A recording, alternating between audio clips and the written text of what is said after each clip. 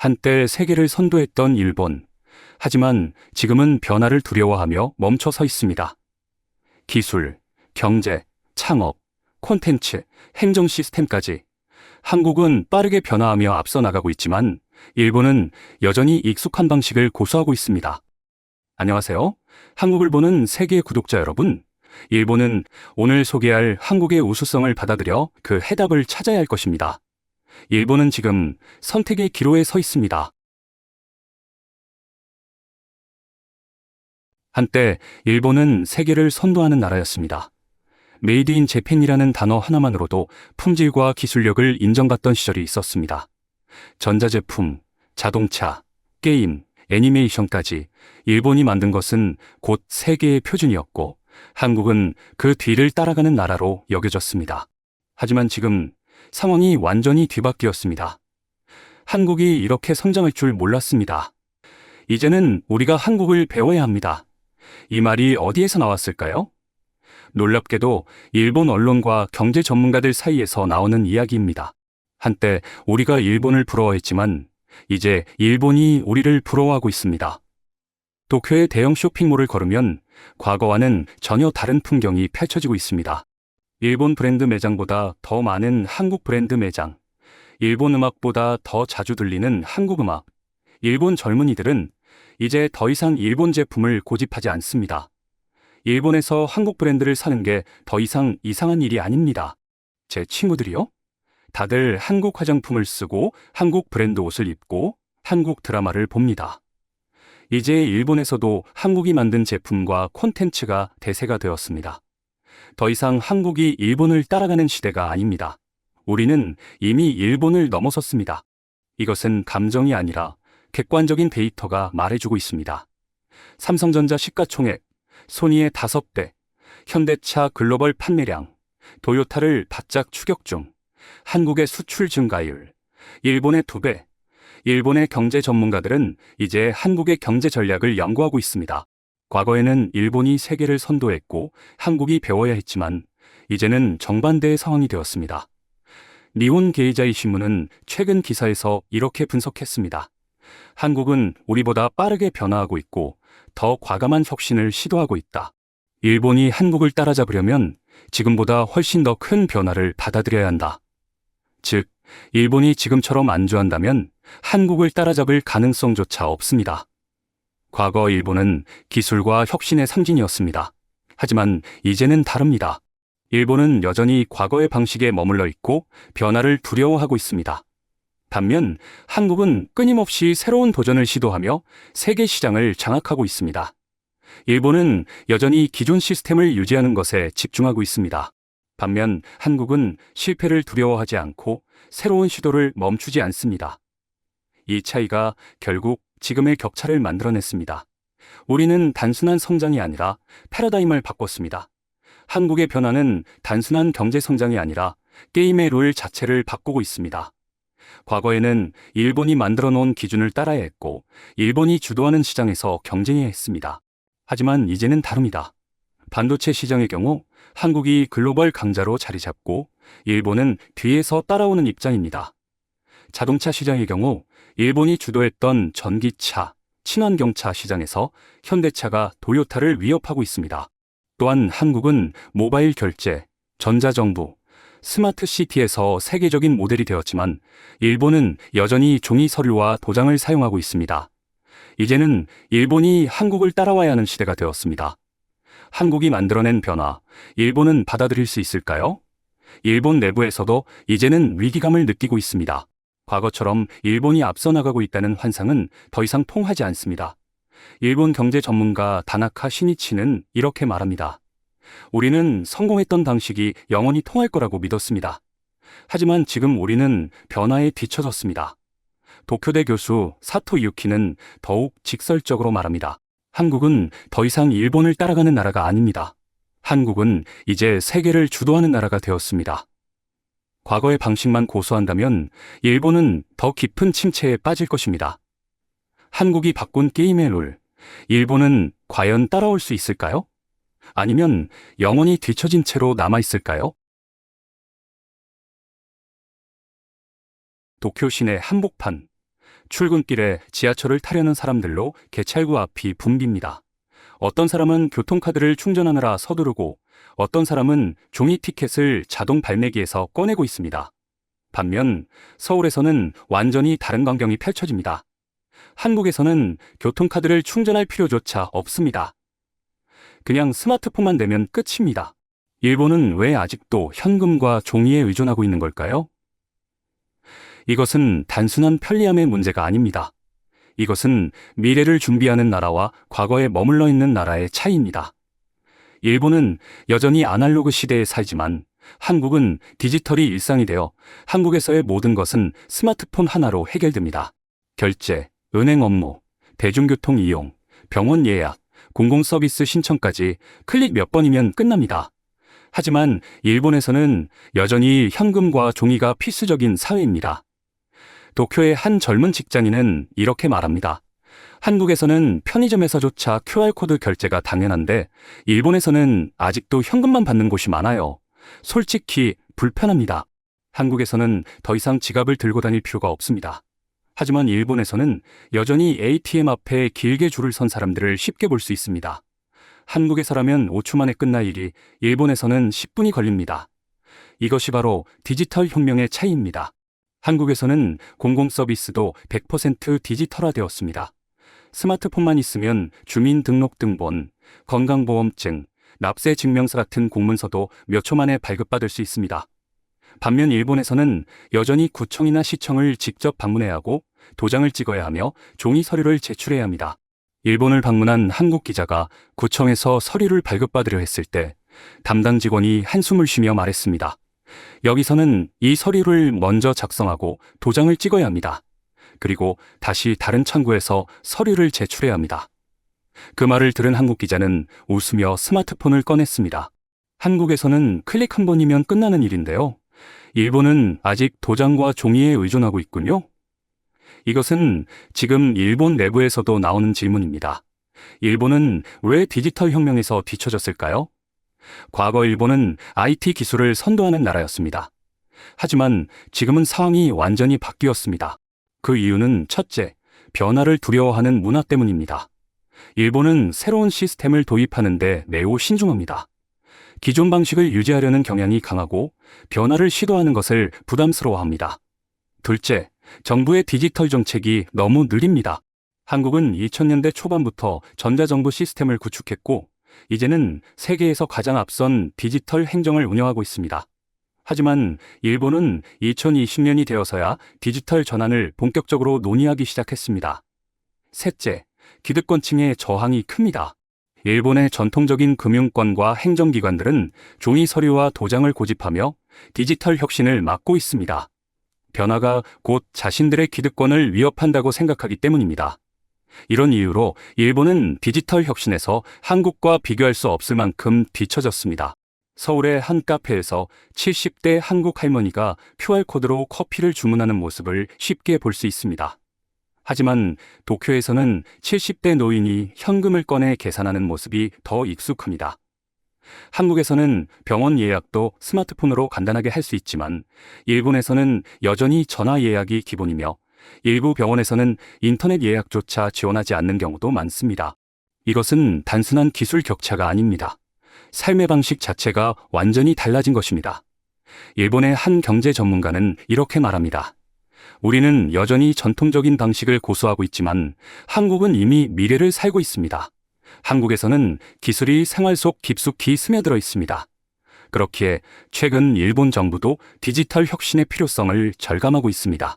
일본은 2020년 디지털청을 설립하고 전자정부 시스템을 구축하려는 노력을 기울이고 있습니다. 그러나 아직까지 한국과 같은 수준의 디지털 행정을 구현하는 데는 시간이 걸릴 것으로 보입니다.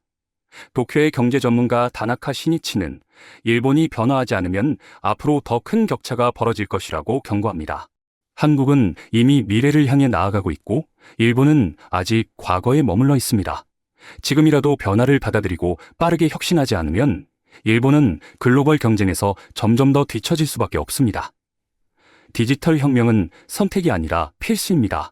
한국은 이를 빠르게 받아들였고 그 결과 세계적인 경쟁력을 갖춘 나라로 성장했습니다. 일본도 더 이상 미룰 수 없는 선택의 기로에 서 있습니다. 과거의 방식만을 고집하다가 결국 경쟁력을 잃게 될 것인가? 아니면 지금이라도 변화를 받아들이고 혁신을 시작할 것인가? 하지만 한국이 변화한 것은 단순히 디지털 기술 때문만이 아닙니다. 한국 사회가 실패를 바라보는 방식이 일본과 다르다는 것이 더 중요한 이유일지도 모릅니다. 일본에서 대학을 졸업한 젊은이들에게 가장 인기 있는 선택지는 대기업 취업과 공무원 시험입니다. 안정적인 직장을 얻는 것이 인생의 가장 중요한 목표로 여겨지며 창업은 극소수의 특별한 사람들만 하는 위험한 선택이라고 생각됩니다. 반면 한국에서는 창업이 더 이상 특별한 일이 아닙니다. 대학생부터 직장인, 심지어 은퇴한 중장년층까지 창업에 도전하고 있으며 정부와 투자자들도 이를 적극 지원하고 있습니다. 왜 일본에서는 창업이 이렇게 어려운가? 왜 한국에서는 실패해도 다시 도전할 수 있는가? 이 차이가 결국 두 나라의 경제 성장 속도를 결정짓고 있습니다. 한국과 일본의 창업 문화 차이는 실패를 바라보는 태도에서 시작됩니다. 일본에서는 한번 실패하면 다시 일어서기가 어렵습니다. 창업에 실패하면 사회적으로 낙인이 찍히고 투자자들도 다시 자금을 지원하려 하지 않습니다. 만약 기업을 폐업하면 개인 신용이 급격히 떨어지고 재창업 기회가 거의 없습니다. 반면 한국에서는 실패를 배움의 과정으로 여깁니다. 정부는 창업 실패자들에게 재도전 기회를 주고 신용 회복 지원까지 제공합니다. 투자자들도 한번 실패한 경험이 있는 창업가를 오히려 더 신뢰하는 분위기가 형성되어 있습니다. 서울에서 스타트업을 운영하는 박지훈 대표는 대학 시절부터 창업에 도전했습니다. 첫 번째 사업은 6개월 만에 실패했습니다. 하지만 그는 포기하지 않고 다시 도전했고 두 번째 사업에서는 어느 정도 성과를 거두었습니다. 그리고 세 번째 도전에서 그는 성공적인 회사를 운영하게 되었습니다. 그는 이렇게 말합니다. 한국에서는 창업에 실패해도 다시 도전할 수 있는 기회가 많습니다. 정부의 지원도 많고 투자자들도 한 번의 실패를 부정적으로 보지 않습니다. 한국은 실패를 용인하는 시스템이 있습니다. 한국 정부는 창업 지원을 위해 다양한 정책을 시행하고 있습니다. 청년 창업 지원금 지급, 스타트업 보육 프로그램 운영, 창업 공간 무료 제공, 실패한 창업가를 위한 재도전 기회 제공. 이러한 정책 덕분에 한국의 스타트업 생태계는 빠르게 성장하고 있으며 많은 젊은이들이 취업만이 유일한 길이 아니라는 것을 깨닫고 있습니다. 반면 일본에서는 창업 지원이 상대적으로 부족하며 실패한 창업가들이 다시 도전할 수 있는 기회도 많지 않습니다. 도쿄의 한 스타트업 창업가는 이렇게 말합니다. 일본에서는 한번 창업에 실패하면 다시 자금을 조달하기가 어렵습니다.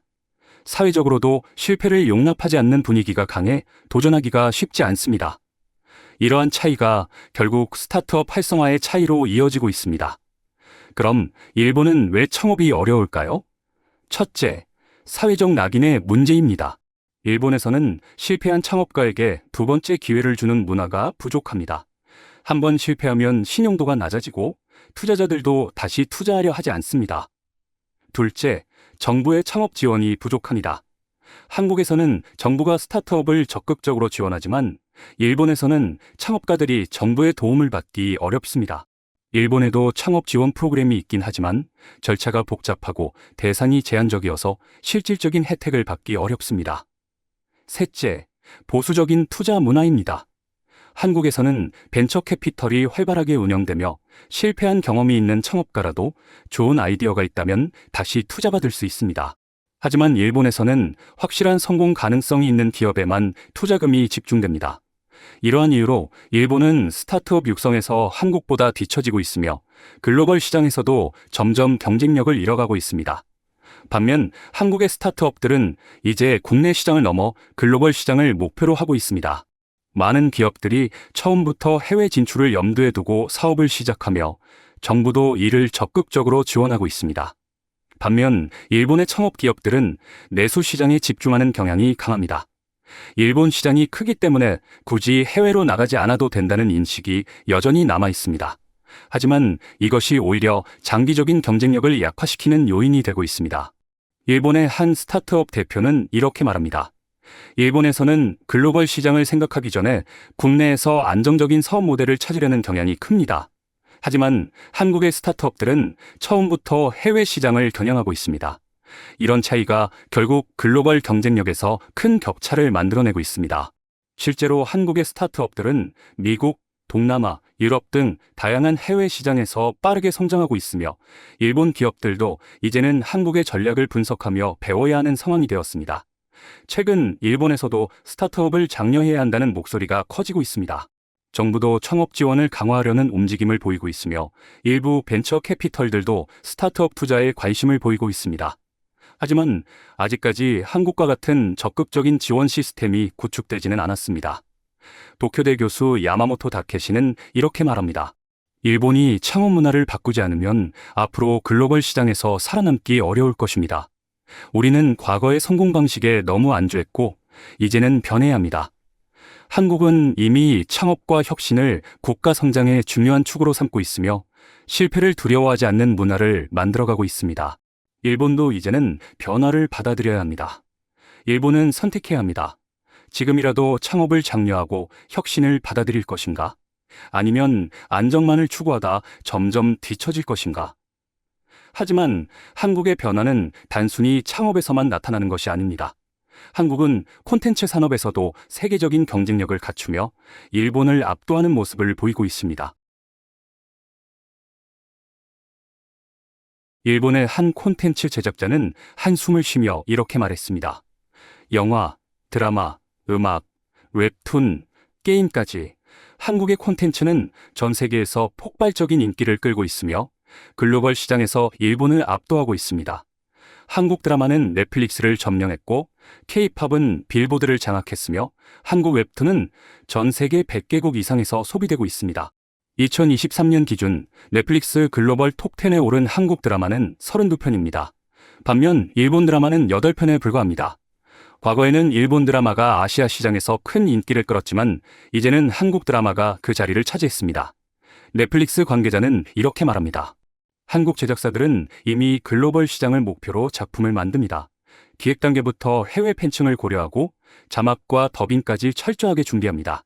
반면 일본은 아직도 국내 시장 중심으로 콘텐츠를 제작하고 있습니다. 이 차이가 결국 K 콘텐츠의 성공과 일본 콘텐츠의 정체를 만들어냈습니다. 일본 드라마는 일본인들을 위한 드라마지만 한국 드라마는 전 세계인을 위한 드라마입니다. 이것이 K-드라마가 세계를 장악한 이유입니다. K-팝의 영향력은 이제 설명이 필요 없을 정도입니다. 방탄소년단은 빌보드 차트를 점령했고 블랙핑크, 뉴진스, 세븐틴 등 수많은 K-팝 그룹이 세계적인 인기를 얻고 있습니다. 일본의 한 음악 평론가는 이렇게 말합니다. 일본 음악은 여전히 국내 팬들에게 집중하고 있습니다. 반면 한국 음악은 처음부터 글로벌 시장을 목표로 합니다. 이 차이가 결국 K-팝이 세계적인 성공을 거두게 만든 요인입니다. 실제로 일본의 음악 산업은 여전히 피지컬 앨범 판매 중심으로 운영되고 있으며 글로벌 스트리밍 시장에서의 경쟁력이 부족합니다. 반면 한국은 유튜브, 스포티파이, 애플 뮤직 등 다양한 플랫폼을 활용하여 글로벌 팬들과 적극적으로 소통하고 있습니다.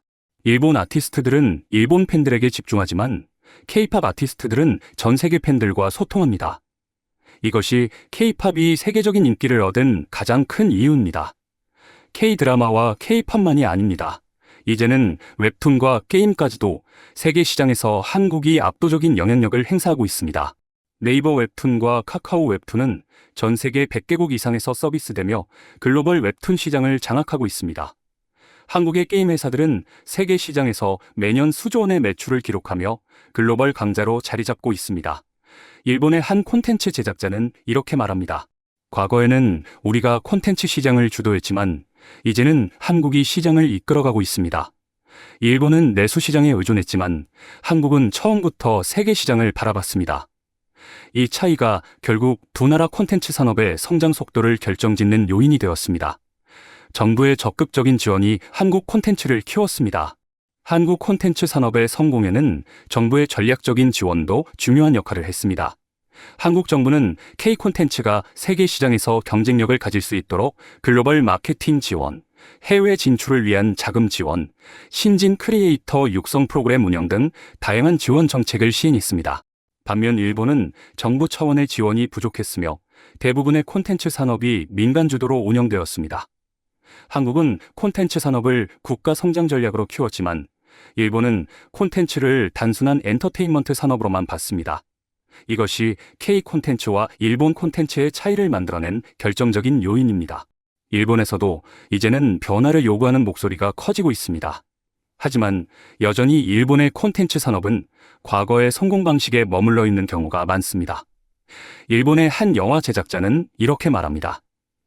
우리는 일본 시청자들이 좋아하는 콘텐츠를 만들었습니다. 하지만 한국은 세계인이 좋아하는 콘텐츠를 만들었습니다. 이 차이가 결국 글로벌 시장에서의 성패를 가른 것입니다. 과거의 방식만 고집하다가는 더 큰 격차가 벌어질 것입니다. 이제 일본도 변화를 받아들이고 글로벌 시장을 목표로 콘텐츠를 제작해야 합니다. 일본은 선택해야 합니다. 계속 국내 시장에 머물 것인가? 아니면 세계 시장을 향해 도전할 것인가? 하지만 콘텐츠 산업의 차이는 단순한 문화의 차이만이 아닙니다. 국가 시스템과 정책이 어떻게 작동하는지가 결국 국가 경쟁력의 핵심을 결정합니다. 한국을 방문한 일본 기자가 서울의 한 구청을 찾았습니다. 그는 주민등록등본을 발급받기 위해 서류 창구를 찾았지만 줄을 선 사람은 단 한 명도 없었습니다. 직원에게 물었습니다. 사람들이 어디 있죠? 직원은 웃으며 대답했습니다. 대부분 스마트폰이나 PC로 서류를 발급받습니다. 직접 방문할 필요가 없어요. 일본 기자는 충격을 받았습니다. 일본에서는 주민등록등본을 떼려면 시청이나 구청에 직접 방문해야 하고 길게 줄을 서야 합니다. 도장을 찍고 서류를 작성하고 담당 직원의 확인을 거쳐야 합니다. 반면 한국에서는 모든 과정이 스마트폰 몇 번 터치하는 것만으로 끝납니다. 우리는 언제까지 도장과 종이에 의존해야 하는 걸까요? 이것은 단순한 편리함의 문제가 아닙니다. 행정 시스템의 차이가 결국 국가 경쟁력을 결정합니다. 한국 정부는 2000년대 초반부터 전자정부 시스템을 구축했습니다. 모든 공공행정 서비스를 디지털화하고 국민들이 직접 방문하지 않아도 대부분의 민원 업무를 해결할 수 있도록 만들었습니다. 모바일 공무원증과 전자서명 도입으로 방문 없이 신원 확인 가능, AI와 빅데이터를 활용한 공공행정 시스템으로 업무 효율성 극대화된 정부24 시스템을 통해 5,000개 이상의 행정 서류를 온라인으로 발급 가능하게 되었습니다. 서울의 한 구청장은 이렇게 말합니다. 우리는 국민이 관공서에 오는 시간을 줄이는 것이 목표입니다. 불필요한 대기 시간을 없애고 모든 것을 디지털화하는 것이 행정혁신의 핵심입니다.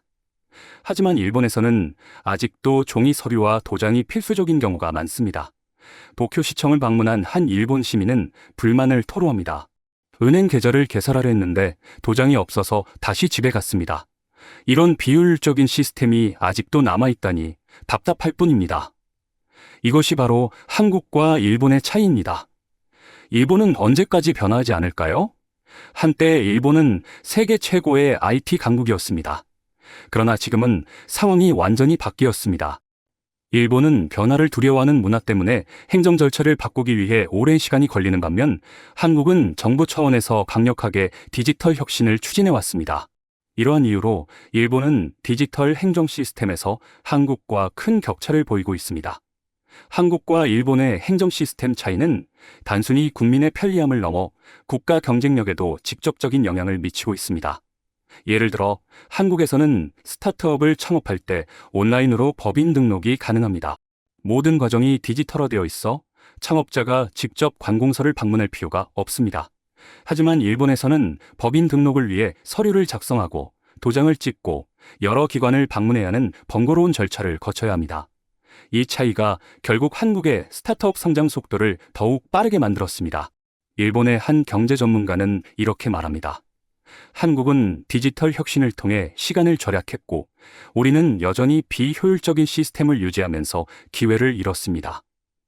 최근 일본 정부도 디지털 혁신의 필요성을 인식하고 앞서 말한 대로 디지털청을 설립했지만 아직까지 한국과 같은 수준의 디지털 행정을 구현하는 데는 오랜 시간이 걸릴 것으로 보입니다. 기술, 창업, 콘텐츠, 디지털 행정까지 한국은 빠르게 변화하고 도전하는 나라가 되었고 일본은 안정을 택하며 변화를 주저하는 나라가 되었습니다. 과거의 방식만 고수하다가는 더 이상 글로벌 경쟁에서 살아남을 수 없습니다. 오늘의 이야기는 여기까지입니다. 한국은 혁신을 거듭하며 새로운 기준을 만들어가고 있지만 일본은 여전히 익숙한 것만을 붙잡고 있습니다. 과거의 성공이 영원할 것이라 믿는다면 미래는 없습니다. 일본은 살아남으려면 지금 당장 변화해야 합니다. 혹시 여러분이 생각하는 또 다른 대한민국의 우수성을 엿볼 수 있는 이야기가 있다면 댓글로 나눠주세요. 구독과 좋아요를 통해 앞으로도 세계가 감탄하는 한국의 특별한 순간들을 누구보다 빠르게 만나보실 수 있습니다.